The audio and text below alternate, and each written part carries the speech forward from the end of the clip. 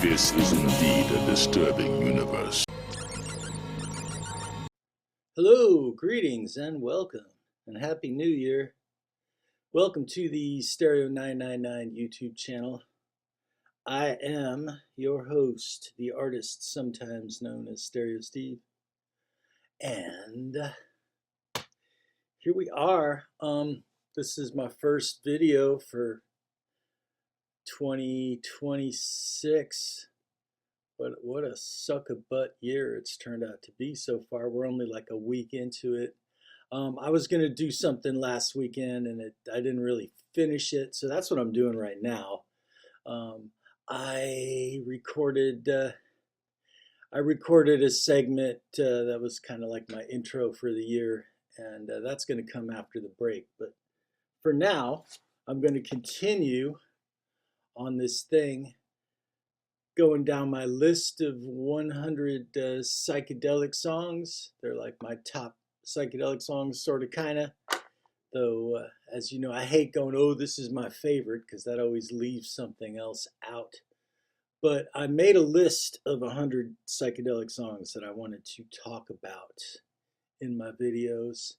And this is going to be 20 to 25, 5 more on the list. Third video in this series. In the first video, I showed a list on the screen of what I talked about. Second video, I neglected to do that, but here it is.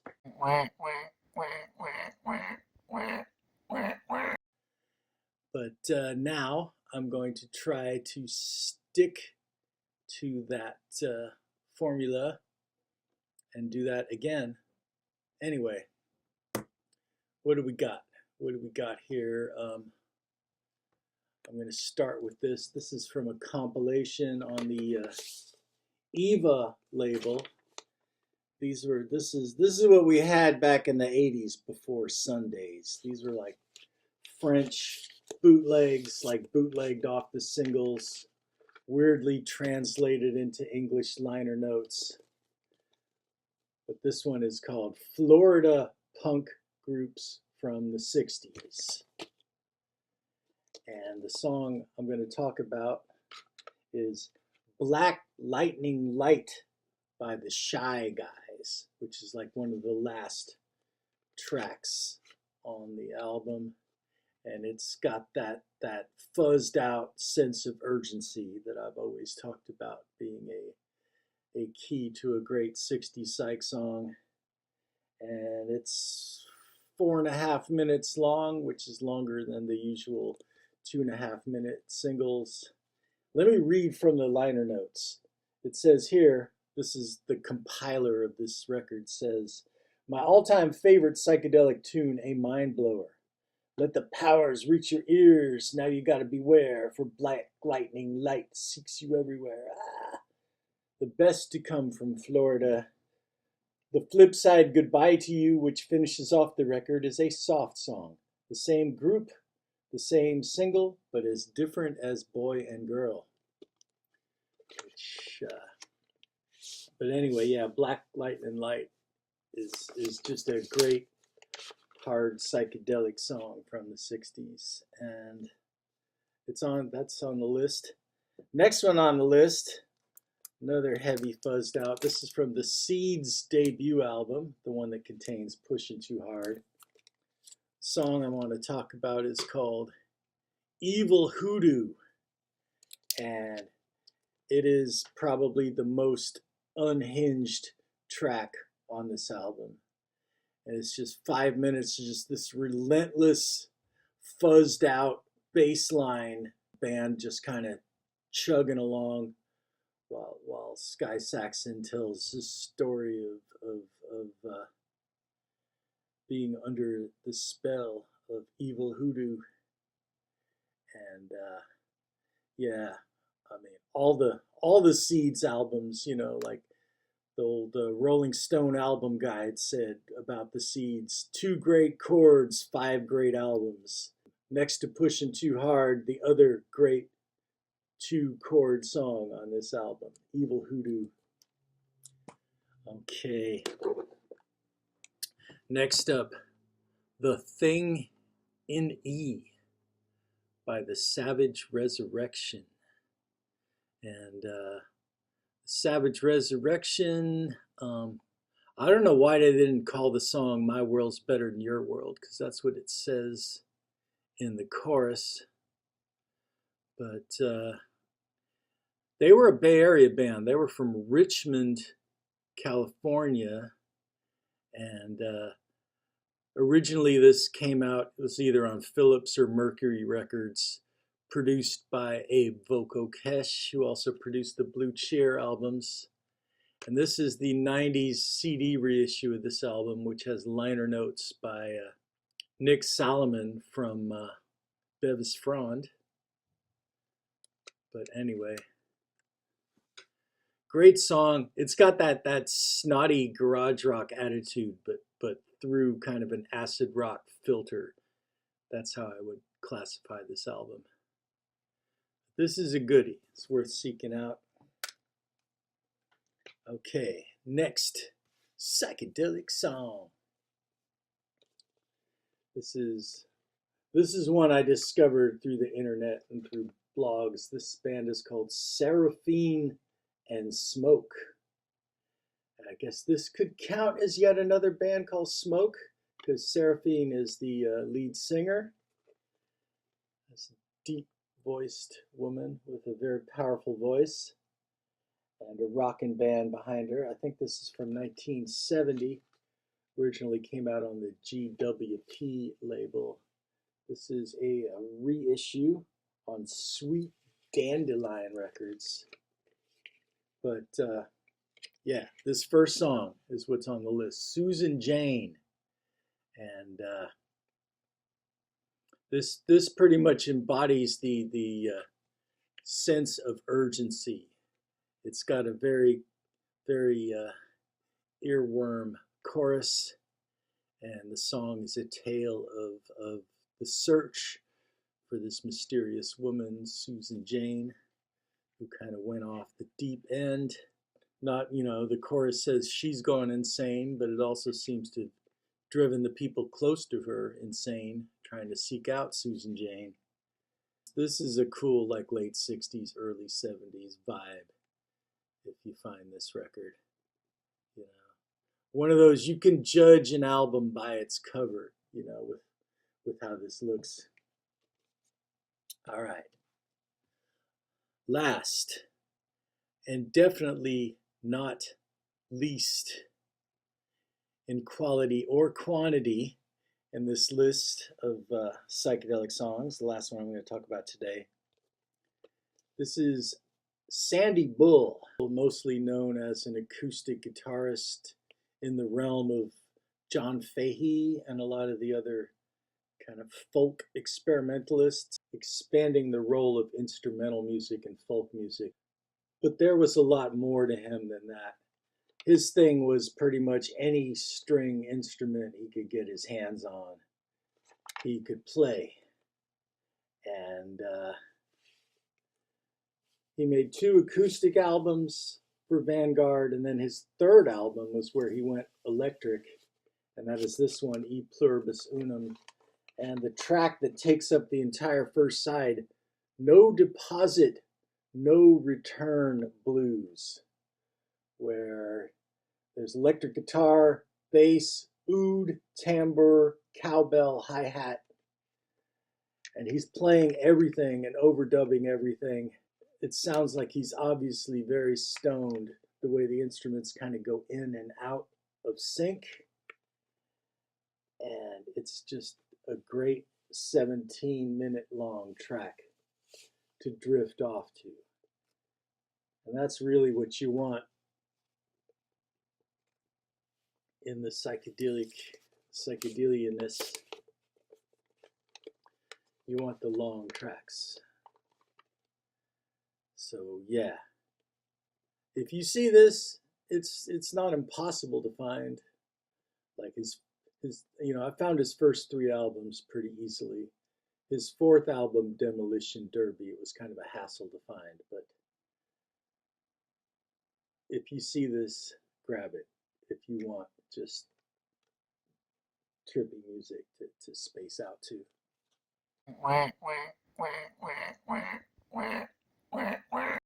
All right, be right back after this.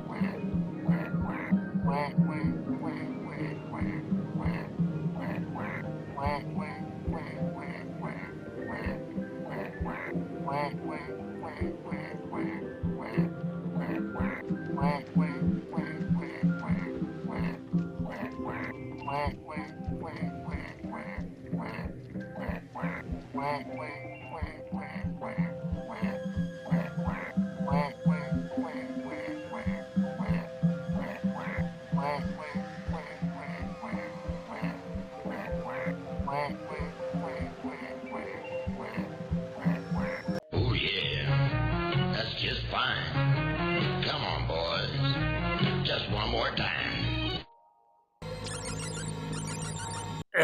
Excuse me.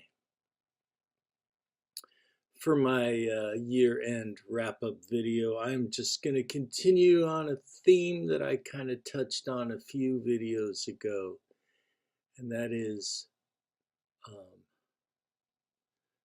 re-entries, records from my past that I had a long time ago that over this past year I re-bought.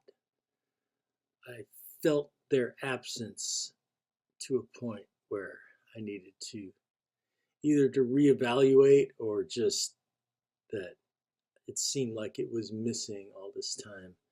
But I've got like 7 of them, I think, in this stack. And I guess I'm going to start with this. What year is this from? This is from 1976. That's the Spirit. Band was called Artful Dodger. And the album is called Honor Among Thieves. And I think some people consider this power pop. This is one of those bands that kind of tread the line between power pop and hard rock, because they had some tunefulness to their songwriting, but they also had some riffs and some raspy vocals. And I had this record ages ago, and forgot about it, and then heard it and remembered about it and listened to it now. This is good. I really dig this, especially the first side, especially the title track, and they do a nice cover of Keepin' Knockin'. And most of the reviews that I've seen for this say that their first album is better. This is their second album. I did pick up their first album, and it is better. It's got the song Think, which was kind of a minor hit. A white label promo here. Anyway, yeah, if you like stuff like Blue Ash or bands like that, check out Artful Dodger. You will dig it. There was one time where I moved, where I had sold a bunch of records to kind of finance the move, and a lot of them I really feel like I should have kept, and this is one of them. Actually, these next 2 are from, I would say, from that same road trip haul. This is Lou Reed's first solo album, which has Steve Howe and Rick Wakeman playing on it. From 71, it's RCA Dynaflex. And It was when I first got this, when I first heard this. This was way, way, way back. So I was like probably 15 or 16 or something like that. But what's interesting about this record is it wasn't until 1985 that the unreleased Velvet Underground VU album was released, and it wasn't until then that most of us learned that a lot of these songs were like repurposed Velvet Underground songs, such as I Can't Stand It, and Lisa Says, Ocean, Ride Into the Sun, and then there's a song called Berlin, which he later stretched out into an entire concept album, but the original Berlin song is on this interesting album cover. This is another one. This is another one I want to talk about. This band is called Chase, and the lead guy who played trumpet is named Bill Chase from the early 70s. And I think this is kind of a reformed lineup of the band. This is the third album, Pure Music, from 1974 on the Epic label. And so this is what they'd call horn rock, you know. Lead guy's playing a trumpet is horn rock. There's some funky bass and there's some interesting synthesizer work. Most of it's instrumental. Most of it's instrumental, except for two songs. They got Jim Peterick of Ides of March fame. I'm your vehicle, baby. And they got the song Run Back to Mama, where they're just kind of doing their best Blood, Sweat, and Tears impression. And I think that was the projected radio hit. But that song's actually kind of obnoxious. But the instrumental stuff is really cool on this album. I discovered these guys because of the Rolling Stone album guide, Rolling Stone record guide, the thick tome. And they gave this poor band the Spinal Tap shit sandwich treatment. They had all of their 3 albums with 0 stars out of 5 and a 1-word review. Flee. Get it? Chase. Flee. I had to find out what the deal was with this band, and I picked up this record on the road trip. And I want to give a little warning, because once you see this, you are not going to be able to unsee this. Why is the trumpet going into his eye socket? What is that? Is that like some kind of subliminal sex thing? I've always been baffled by that. That might have been one of the reasons that I let this record go, because it kind of creeped me out. But yeah, the trumpet is going into his eye socket for some reason. Please run back to mama. Sadly, a bunch of these guys perished in a plane crash, and this is the last we ever heard from them. But this is some bargain bin cheap heat. If you don't mind the horn rock, it gets a little funky. It's good. More records that I used to have in the past. This is a Pickwick compilation, like UK Pickwick. Greatest hits of T-Rex and Mark Bolan. And back in the 80s, I found this on cassette at a Walgreens, and I didn't have any T-Rex, and I picked it up. And this was my intro to the old Tyrannosaurus Rex acoustic stuff that was early in their career. Some strange songs like Salamander Palaganda and She Was Born to Be My Unicorn. And it's all early stuff except for Bang a Gong, Get It On. Yeah, putting this on, I remembered the sequence. I remembered the sequence of songs from having the cassette back in the day, which I assume is long gone. This is Boz Scaggs, Down to Then Left, which was the follow-up to his massive hit album Silk Degrees, which is one of the albums that put yacht rock on the map, smooth rock. What's interesting is this is a Japanese pressing. I couldn't pass this up because I got a bunch of really cool Japanese stuff recently that I will talk about in a future video, most likely. But what's interesting is the obi goes across the top instead of like down on the left-hand side. Instead of going down this side, the obi goes across the top. I thought that was kind of interesting. Japanese Columbia label, kind of looks like that. But I really liked the song Hard Times when they used to play it on the radio. And I got a copy of this record for $1, and it looked pretty clean, and it sounded like it was played with a bad needle. So I thought, oh, what's going to sound better than a Japanese pressing, right? And I was correct. And yeah, this is some serious smoothness. It's got the drummer from Toto on it. It's got Ray Parker Jr. on guitar, and very much an R&B record in a smooth rock veneer. This is Take 12 by Lee Morgan, and this was the most affordable copy of this I could find on Discogs. The cover is different. I used to have the OJC reissue, and I think it got lost in the bar where I used to DJ at. And I had this first song, Raggedy Ann, is a great earworm. It's got this really driving drum beat on the hi-hat and horns playing in harmony.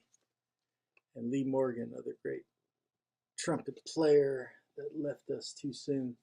But this is like a maybe early 80s, 1981 green label prestige pressing with the different cover. It looks like it had some kind of hype sticker that was sloppily peeled off by the original owner. But yeah, this is, if you like that classic Blue Note jazz stuff, Lee Morgan. And now for something completely different.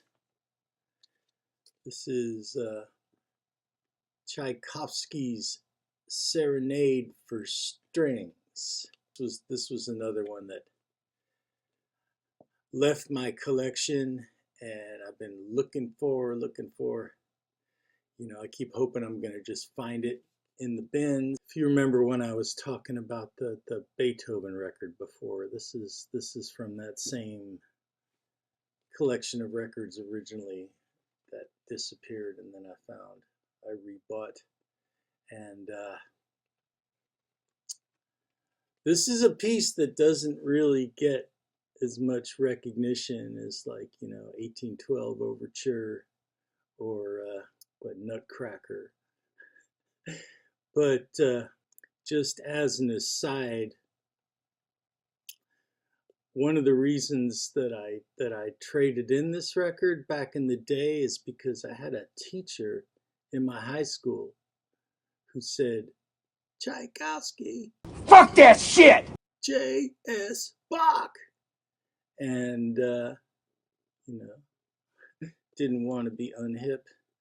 But, you know, I felt vindicated a while ago when I was watching MASH, and I learned that Charles Emerson Winchester is a champion of this piece of music.